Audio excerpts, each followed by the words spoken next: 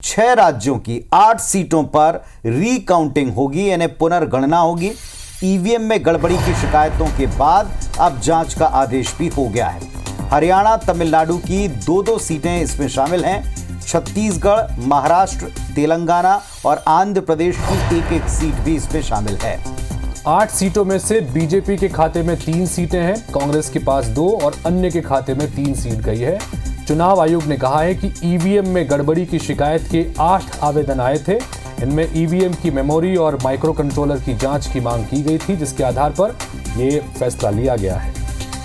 तो बता दें आपको, छत्तीसगढ़, महाराष्ट्र, तेलंगाना समेत 6 राज्यों में 8 सीटें हैं और इन 8 सीटों पर रीकाउंटिंग का अब पूरा कार्यक्रम आएगा। 6 राज्यों की 8 सीटों पर रीकाउंटिंग होगी, इसका फैसला भारतीय निर्वाचन आयोग ने कर लिया है और इसके बाद में उन तमाम सीटों के रिजल्ट्स देखे जा रहे हैं, दोबारा से खंगाले जा रहे हैं। हरियाणा, तमिलनाडु की इसमें 2-2 सीटें शामिल हैं।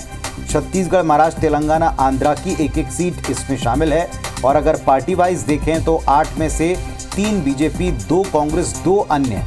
ये फिलहाल जो आंकड़ा है सामने आया है, जो अभी तक का रिजल्ट है।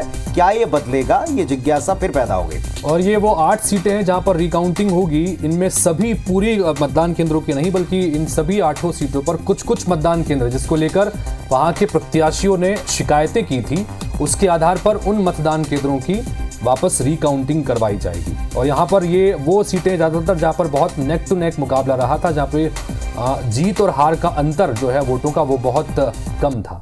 तो 543 में से सिर्फ 8 सीटों पर ये शिकायतें और इन 8 सीटों के ऊपर कुछ ही मतदान केंद्रों की रीकाउंटिंग का शेड्यूल आएगा और उसके मुताबिक ही आगे क्या कोई फर्क आता है। चूंकि बड़ा मार्जिन कम है, जैसा हितेश बता रहे हैं, तो क्या कोई अंतर आ जाएगा चुनावी नतीजों में, ये देखना होगा। फिलहाल एक जिज्ञासा है कि कौन कौन सी सीटें हैं और इन सीटों में नतीजों में कितना मार्जिन है।